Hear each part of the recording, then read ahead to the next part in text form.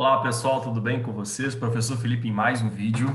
Hoje nós iremos corrigir as 5 questões do simulado 7 para o projeto Missão V10-PRF. Tá? Então vamos lá corrigir essas 5 questões. Bom, primeiramente, vamos ler aqui o que diz o texto, né, referente a essas 3 primeiras questões. Diz assim: um caminhão carregando um bloco de mármore de massa igual a 40 toneladas, tá? Então ficar esperto com isso daqui, provavelmente a gente vai precisar usar. Trafega por uma rodovia federal com indicação de velocidade máxima permitida de 80 km por hora para esse tipo de veículo, tá?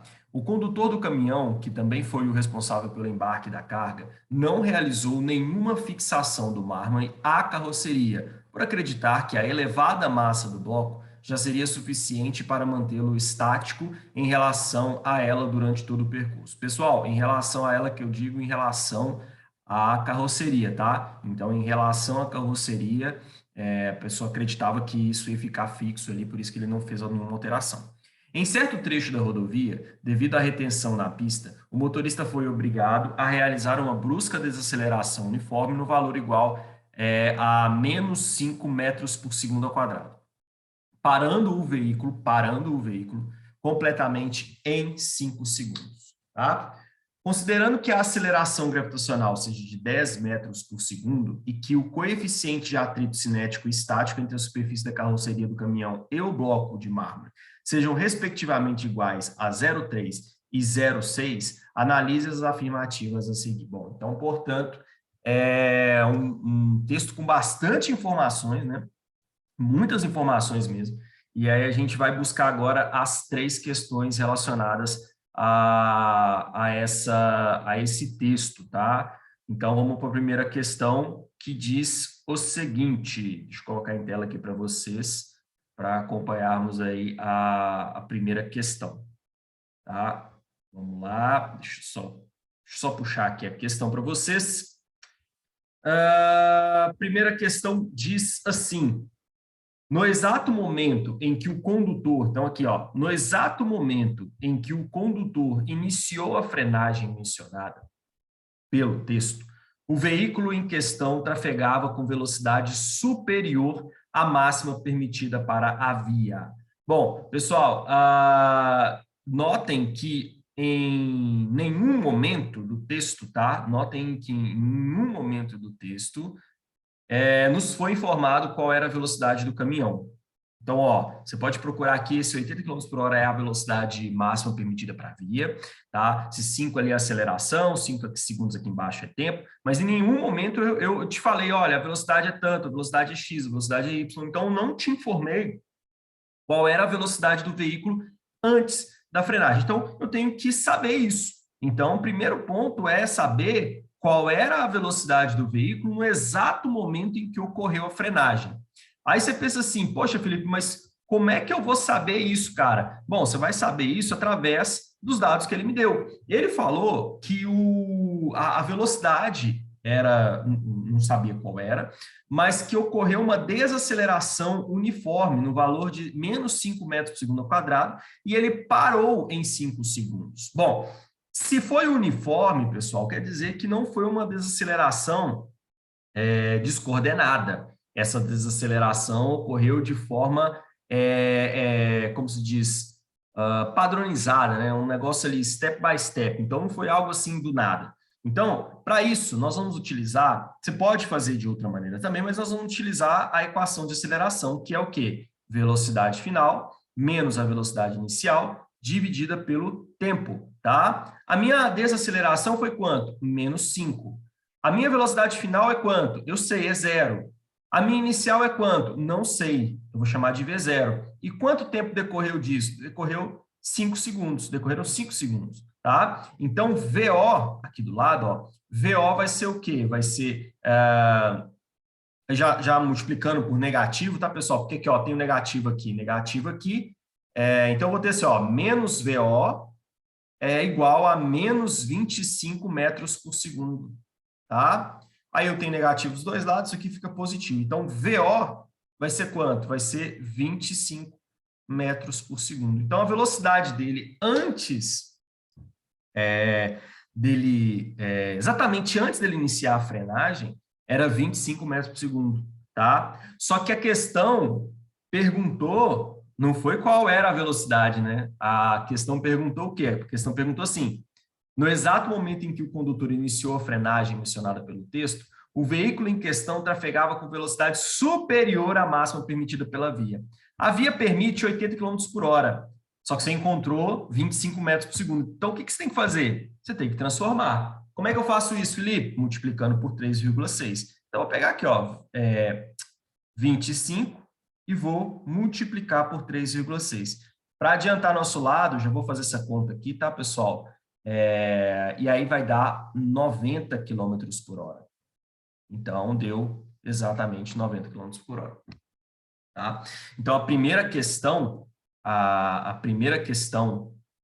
que afirma que no exato momento em que o condutor iniciou a frenagem mencionada pelo texto, o veículo em questão trafegava com velocidade superior à máxima permitida para a via, está correto. Então, aqui, pessoal, alternativa correta, tá? Então, a primeira questão aí está correta, beleza? Segunda questão, devido à brusca desaceleração ocorrida, o bloco de mármore carregado pelo caminhão sofreu deslocamento em relação à superfície da carroceria, colidindo com a cabine do veículo. Bom, pessoal, é o seguinte, deixa eu pegar até essa imagem aqui e jogar lá no nosso texto aqui, para a gente entender se isso aqui é verdade ou não. Bom, primeira coisa, pessoal, o que segura, né? A primeira coisa que você tem que entender é o seguinte, o que segura esse bloco de mármore para que ele não se desloque, tá, em direção à cabine? O que segura isso daqui? O texto foi muito claro. Olha, o cara que embarcou a carga resolveu não amarrá-la porque ele achou que, devido ao alto peso, esse negócio ia ficar aqui parado.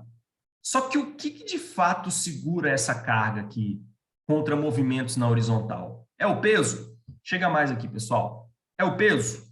O peso, ele é uma força que evita deslocamentos horizontais? Não. Pessoal, a ideia de força, ela requer que você lembre sempre que ela está associada a deslocamentos, tá? Na direção e sentido daquele vetor. Então, o vetor peso, vetor força-peso, ele é na direção do sentido para a Terra, ou seja, para baixo. Como é que o peso vai evitar um deslocamento lateral? Ele não consegue por si só fazer isso. Mas a gente sabe que existe uma força que evita esse deslocamento lateral que ocorre devido à rugosidade dos materiais, que é a força de atrito. E essa força de atrito, ela depende do quê? Depende da normal, que obviamente depende da massa, que depende da gravidade, porque, né, não tenho nada além disso. Mas essa força de atrito não depende de peso, depende de normal. Nesse caso, peso e normal são iguais, tá? Porque é uma situação em que eu não estou puxando. Só para você entender, a normal, ela é uma reação da superfície de contato à ação de uma força. Então, o bloco tem um peso que está exercendo uma força sobre a carroceria. A carroceria reage, né? Não é um par de ação e reação, mas a carroceria reage, tem uma reação com a normal. Tá? Então, a normal é uma reação a essa força implicada ali sobre aquela carroceria. E aí, o que acontece, pessoal? Essa reação vai interferir na força de atrito, que é, de fato, quem evita o movimento horizontal. Então, para saber aqui se vai deslocar ou não, não tem como ser pelo peso.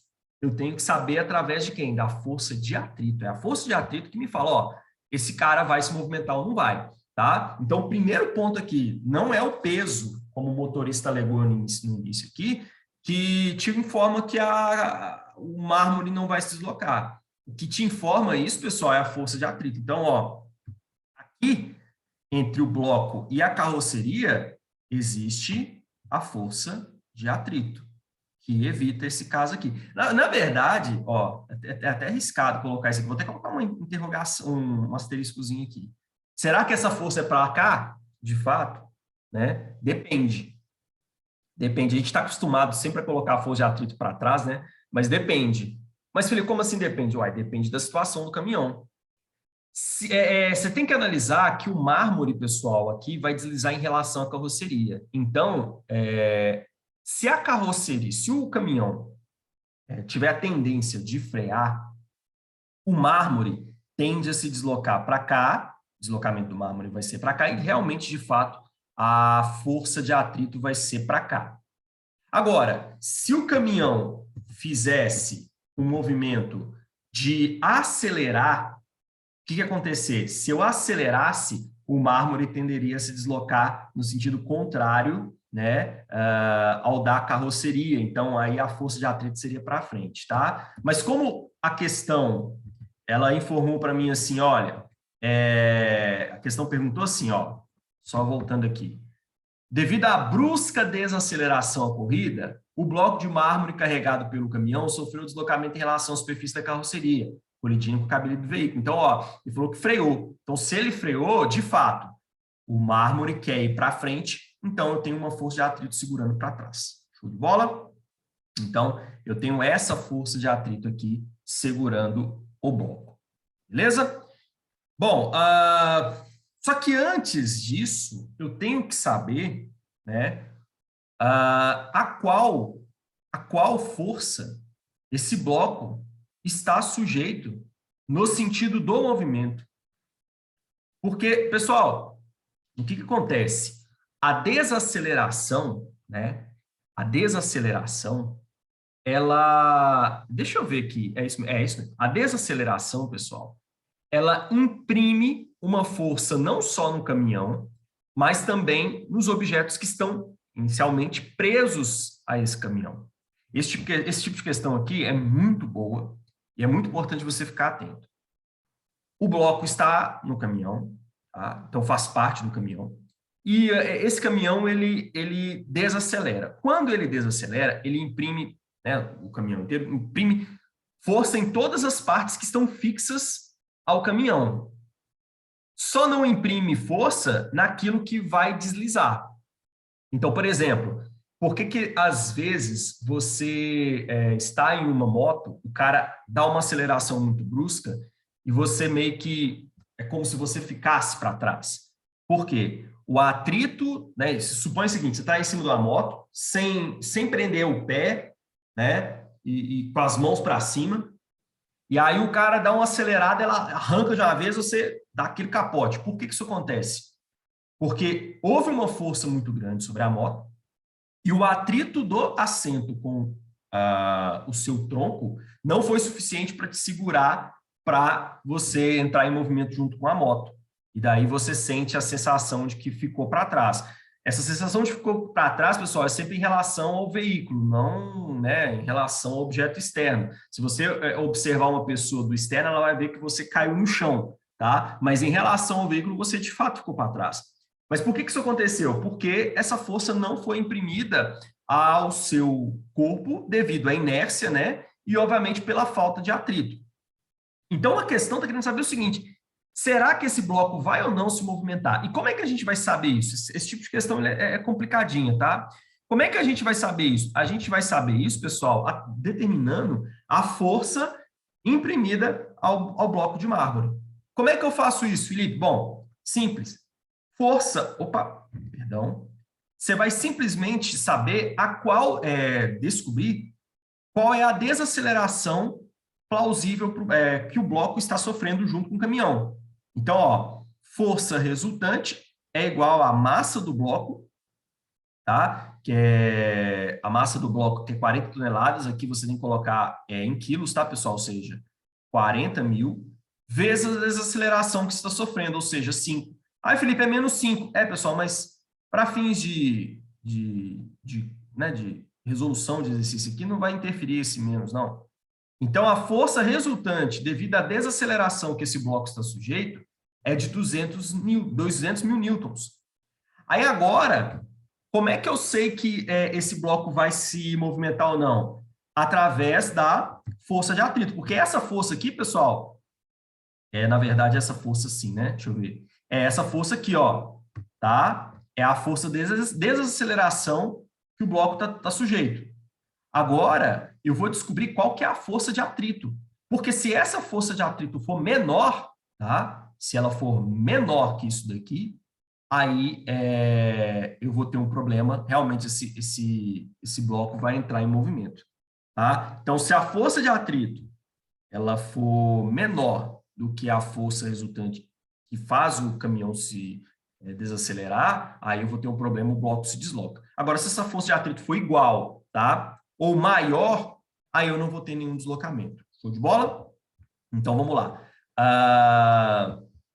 É 200 mil, né? Só para deixar bem claro aqui, é 200 mil.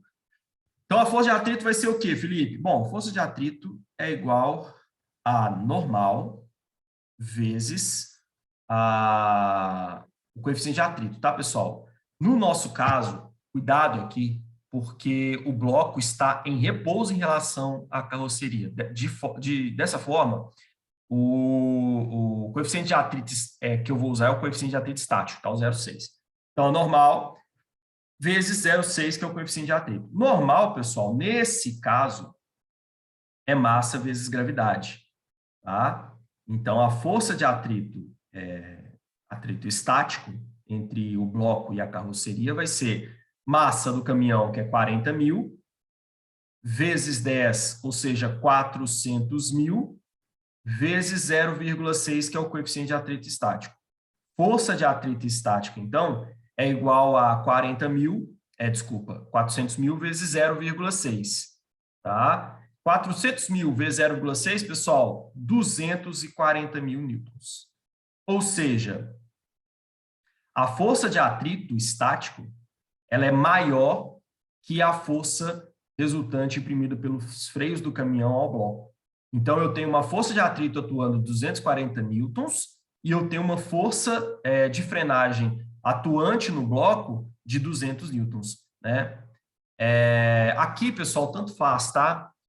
O que de fato importa, o sentido dos vetores. Porque você pode estar analisando, o bloco está se movimentando, né? Eu posso pensar também que a carroceria está se movimentando para trás, mas enfim, o que de fato importa é que você tem a força de atrito para cá e a força de frenagem para frente, ou o contrário, né? Tanto faz, porque eu estou falando do bloco, tá? Então, pessoal, o que acontece? Eu tenho uma força de atrito maior do que uma força impulsionadora. Dessa forma, eu vou ter aí o bloco em repouso, tá? Em relação à carroceria. Então, não há movimento em relação à carroceria, o que contradiz a afirmação da questão número 2, né? Que diz assim, devido à brusca desaceleração ocorrida, o bloco de mármore carregado pelo caminhão sofreu deslocamento em relação à superfície da carroceria, colidindo com a cabine do veículo. Errado. E, Felipe, por que isso está errado? Isso está errado porque a força de atrito ela é maior do que a força impulsionadora ou a força de frenagem. Show? No momento, aqui vai ser importante definir o vetor, tá vendo? Eu desconsiderei o vetor na questão 2, mas vai ser importante na questão 3. No momento da frenagem, o vetor força de atrito entre o bloco e a superfície da carroceria possui sentido contrário ao do deslocamento do caminhão. E aí, galera? Então, no momento da frenagem, o vetor força de atrito entre o bloco e a superfície da carroceria possui sentido contrário ao deslocamento do caminhão. Bom, vamos lá. Agora a gente tem que, de fato, analisar com mais calma essa situação. Pessoal, pensem o seguinte. A força de atrito, ela sempre é contrária, tá? É sempre contrária à iminência de movimento do objeto, tá? Então, pensa o seguinte, se o caminhão está indo para cá, tá? Se ele está indo para cá, beleza? Então, ele está se deslocando para cá. Se ele está freando, tá? Se ele está reduzindo a velocidade, a tendência do bloco é fazer o quê? Em relação à carroceria. Ora, o bloco está a 80 km por hora, correto? Correto? Se eu estou reduzindo a velocidade do caminhão, a tendência do bloco é fazer o quê? Continuar em movimento, pela inércia. Então, a tendência do bloco é continuar o movimento. Dessa forma, o atrito atua em qual sentido em relação ao sentido do movimento do bloco? No sentido contrário, à iminência de movimento em relação ao bloco. Então, o bloco tende a continuar em movimento em relação ao deslocamento do caminhão. Então, olha só, o caminhão está indo para frente, se eu freio o caminhão, o bloco tende a continuar em movimento. Tá? A tendência dele é continuar em movimento. Mas por que não continua? Porque eu tenho uma força de atrito segurando esse bloco aqui. Tá? Então, eu tenho uma força de atrito evitando o movimento do bloco no sentido da carroceria. Tá? Se eu estivesse acelerando, aí já seria o contrário. O bloco tenderia a ir para trás em relação à carroceria. Tá? Então, a tendência seria ir para trás. E a força seria para frente. Tá? Show de bola? Então, aqui, a força de atrito, na verdade, ela é contrária ao sentido do vetor de deslocamento do caminhão. O caminhão vai para frente, mas a força de atrito vai para trás. Agora, se o caminhão tivesse acelerando, né, então a força, o movimento do bloco tenderia a ser para trás e a força de atrito tenderia a ser para frente. Então, o que diz a questão? Ó, no momento da frenagem, aí ele não especificou, pessoal, que era no momento da aceleração, ele especificou que era no momento da frenagem. Por quê? Porque se ele fala assim, deixa eu até voltar aqui para vocês. Se ele vira para vocês e fala assim, na questão 3, no movimento do caminhão, o vetor força de atrito entre o bloco e a superfície da carroceria possui sempre sentido contrário ao deslocamento do caminhão. Pô, isso está errado. Isso está equivocado. Por quê? Porque se fosse no momento de aceleração, o que ia acontecer? O bloco tenderia a se movimentar para trás, tá? Então, eu teria uma força de atrito para onde? Para frente, tá? No mesmo sentido do movimento do caminhão. Agora, se o caminhão freia, né, ele exerce a frenagem, o que está acontecendo? O bloco de mármore está tentando ir para frente em relação à carroceria, mas o atrito não deixa, então ele está fazendo força para trás. Então, no momento da frenagem, o vetor força de atrito entre o bloco e a superfície da carroceria possui sentido contrário ao deslocamento do caminhão. Essa afirmativa está correta, tá? Então, essa afirmativa aqui, ela está correta, porque ele não falou em qualquer situação. Ele falou aonde? No momento da frenagem. E no momento da frenagem, isso aqui está completamente correto, tá? Essa questão é polêmica. A questão é muito polêmica e ela cabe margem muito a entendimentos equivocados aqui. Tem que tomar cuidado com essa questão. Beleza? Bora para a próxima? Bora para a próxima que ele fala do avião lançando uma bomba num barquinho. Vamos lá. Vamos lá para a próxima questão. As próximas duas questões fazem referência ao texto. Um avião do tipo bombardeiro sobrevoa um oceano com velocidade constante de 108 km por hora e a uma altitude de 2 km em relação ao nível do mar. No momento em que está exatamente acima de um ponto no oceano, que retilinamente está a 600 metros de um barquinho em repouso em relação à água, a aeronave solta uma bomba, tá? Uma bomba com o intuito de acertar o barco citado, conforme a ilustração. Então, você tem uma aeronave aqui, tá? Então, ó, você tem uma aeronave aqui, que está a 2.000 metros de altitude e está a 108 km por hora de velocidade.